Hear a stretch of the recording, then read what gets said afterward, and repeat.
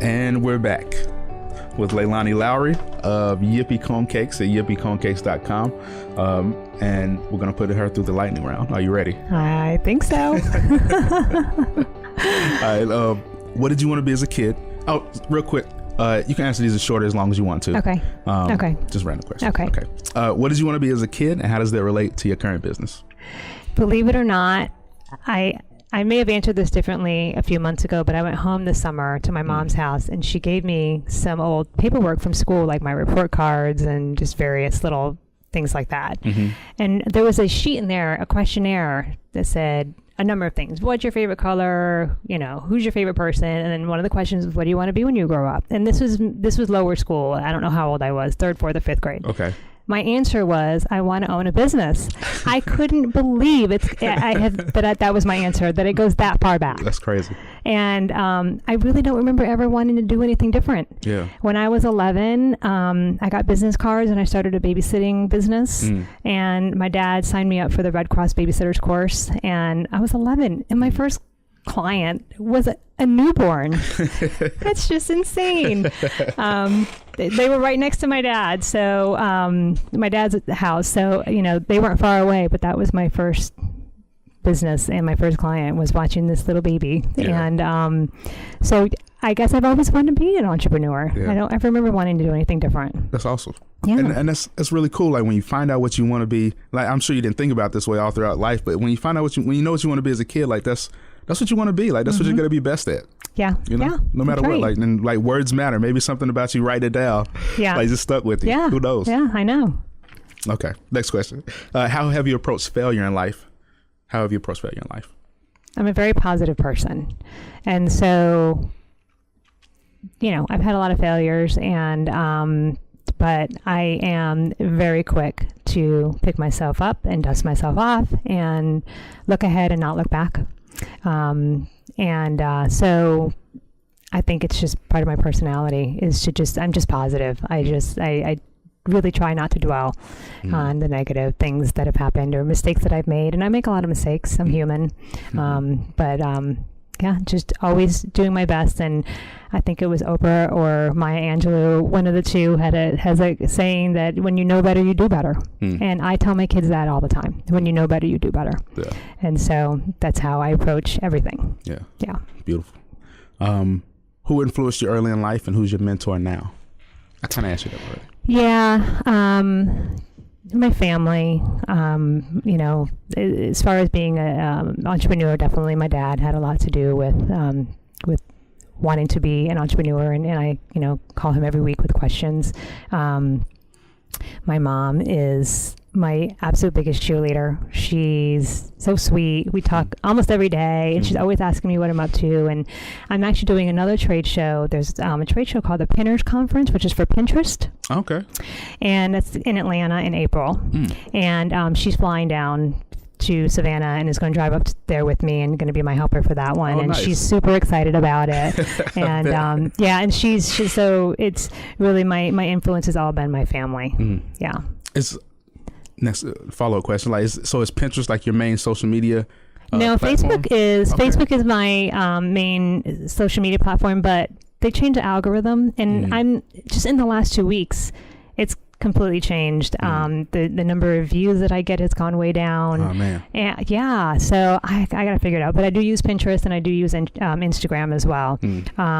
But I still find that Facebook is the biggest traffic source to my page, to my website, comes from Facebook still. Okay. But it's down because the algorithm change that they did, and they're just not putting posts in front of people anymore unless they're paid posts. And I do some promoted posts, but so on Facebook, like, what is your main tactic? If you can give us the secret, like, what are you targeting groups, or are you just targeting people? Or when I do promoted pins or promoted posts, I mean, just like what is driving the most traffic? Is the promoted posts, the paid posts, or is the like targeting groups and stuff like that? You know, actually, I don't really know. I should probably find out, but it would be good to know. But I have a blog on my website, and so a lot of my blogs are mostly recipes fun new recipes that I'm trying with cone cakes, and so I will post those on my Facebook page and tips on how to bake cone cakes. And so there's a few things that if you're going to make cone cakes that you need to do to be successful. And so so I will post those, various tips and ideas, and so yeah, and then from there people click through into my website. Gotcha. Yeah. Okay. So tell me a story about a failure. Well, I mentioned that I had a business idea before I had kids, and it was, I don't mind sharing it. It was so I should probably back up a little bit. Okay. My education background, I have an undergrad and grad degree in kinesiology, which is basically the study of human movement. And my very first business right out of college was I was a personal trainer, and I would go into people's homes. And the irony is not lost on me that I went from helping people become fit to creating a baking product.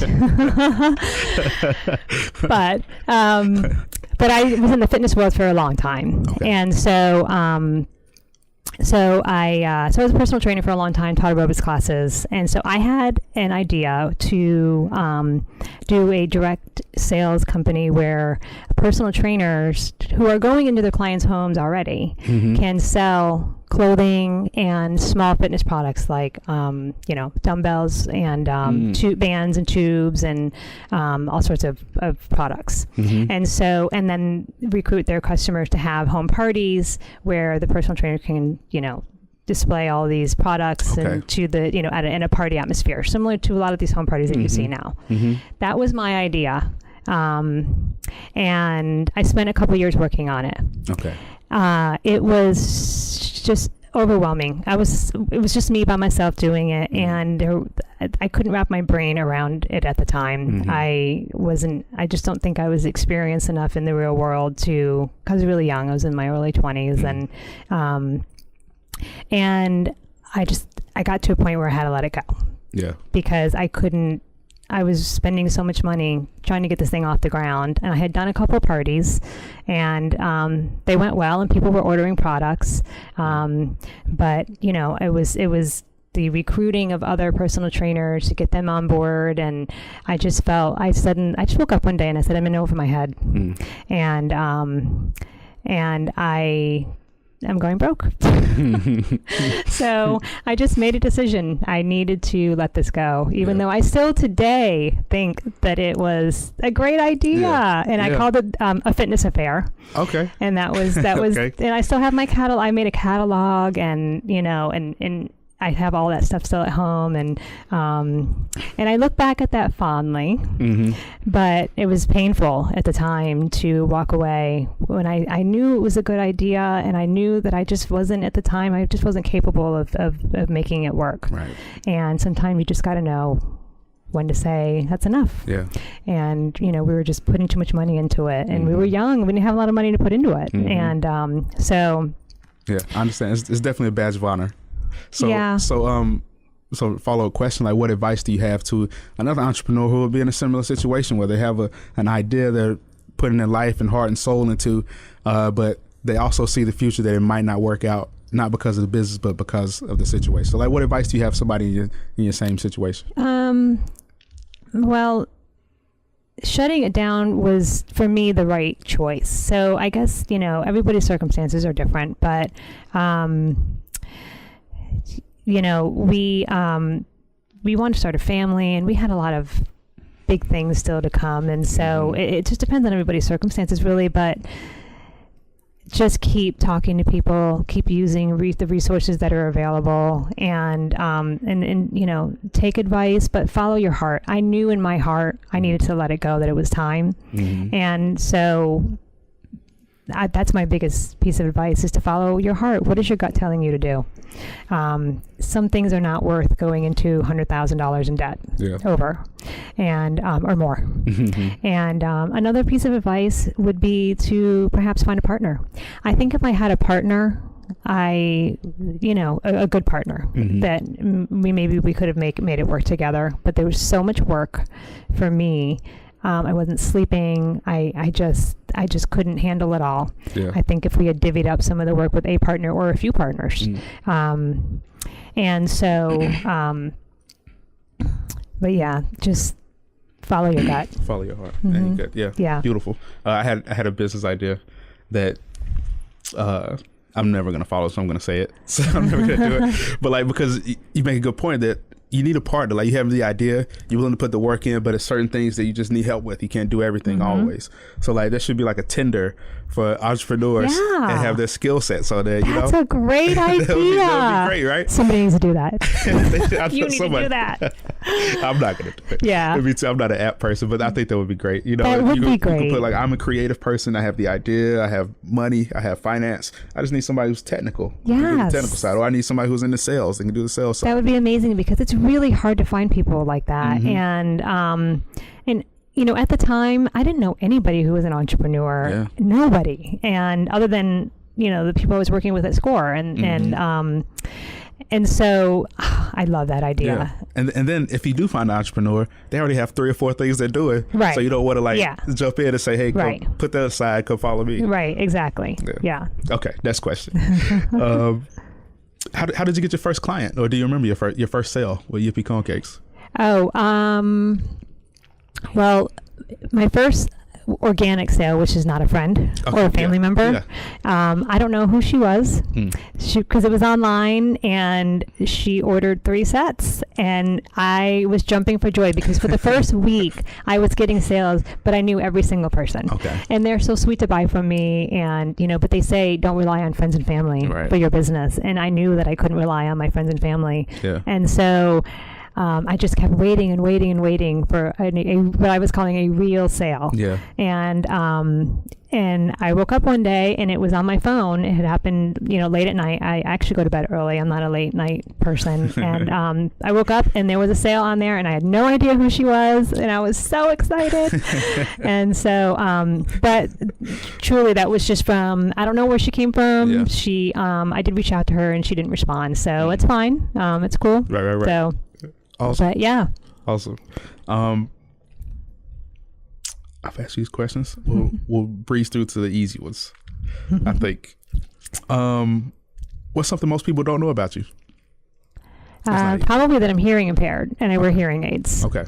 I have long hair, so you can't see them. But when people find out that I'm hearing impaired, they're so shocked, because I don't sound hearing impaired. But I went through speech therapy as a child. I learned lip reading, and so I do pretty well. But I'm 50% deaf in both ears, and so is my mother. Okay. And then I have an older brother who has a more profound hearing loss than we do. He's I think he's 75% deaf in one ear and 50 in the other, and so he struggles a little bit more. But yeah, so got you. Yeah. All right. Let's see. A couple more. Sure. You already told me your favorite book. So there's a question I ask all entrepreneurs. There's a concept called the 80-20 principle, Paretos Principle, where 20% of your actions equal 80% of your results. Okay. So in Yippee Cone Cakes, or in business in general, like what's the 20% that gets you 80% of results? What's the small things you do that get you the most results? That's a good question. Talking to people about my business, I would say just telling everybody. People are probably tired of hearing from me, but everywhere you go, this is what I do. You know, and I'm so new. I'm in absolute infancy. The business was just born, and so I feel like I could answer that better with some reflection in a year from now, when I see some more of the small things that I did that make a bigger impact. But you know, right now I put a lot of emphasis on my launch, and getting people excited about it on Facebook, and people that I know, and just talking about it. And I put out a press release, which was really helpful. And Savannah Morning News, you know, had me in the front page of the business section one day a few weeks ago. And so that was hugely, I thought, helpful. But getting up and doing the work every day, just putting one foot forward every minute. You're just constantly moving the business forward, and not waiting for it to grow on its own. It's not going to. You've got to keep doing the work. And so that's what I'm doing. Beautiful. Yeah. Do you feel that your business is your life's calling? No. It's an interesting question. My life's calling, no. I'm all about family and meaningful relationships, and that's what life's about to me. And so my business is fun, and it it gives me something to focus on and to grow and be proud of. Yeah. And that's amazing, but it's not my life's calling. No, I don't know if any business would be my life's calling. I just, my life is all about family and friends and, those kind of things. So. Is there a quote that's always been a mantra that you live by? Oh, I have so many quotes. I'm trying to think if there's one that stands out. My kids are probably going, yes, this one.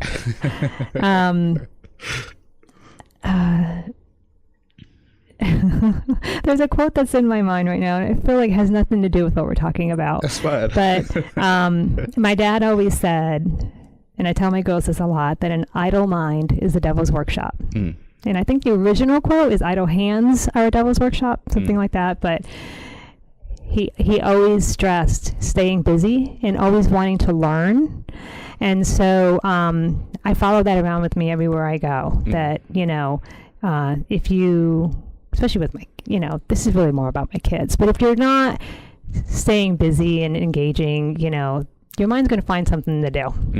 And so that's where I tend to focus when that quote on when I'm talking to my kids. But it's true, I think, in life. And I just like to be busy and to be learning and to be reading and to be growing at all times. And so, yeah. Beautiful. Yeah. And I agree with that wholeheartedly. I mean, and that's something I realized myself. Like, if I'm not staying busy, then the devil for me is just laziness. Like I could lay on the couch and eat peeled grapes all day. Yeah. You know what I mean? Right. Which is probably where I'm going with my kids. If they, especially on the weekend, if they're laying around and then you get lazy and you don't want to get up and do anything. Right. And it's just like, keep yourself busy, your mind occupied, and find things to do, and let's go do this and do that. And otherwise it's just, you're gonna get in trouble. Yeah, and you're just wasting wasting your life. It's waste.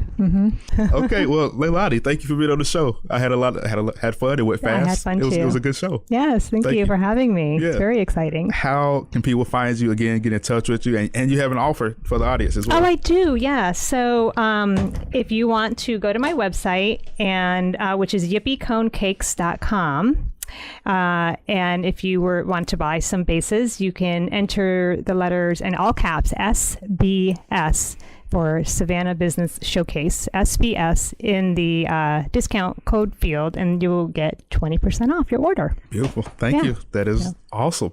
Yeah. So thank you for being on the show, and people can find you at yippieconecakes.com and at Leilani at yippieconecakes.com. That's right. LEILANI. Beautiful. Yes.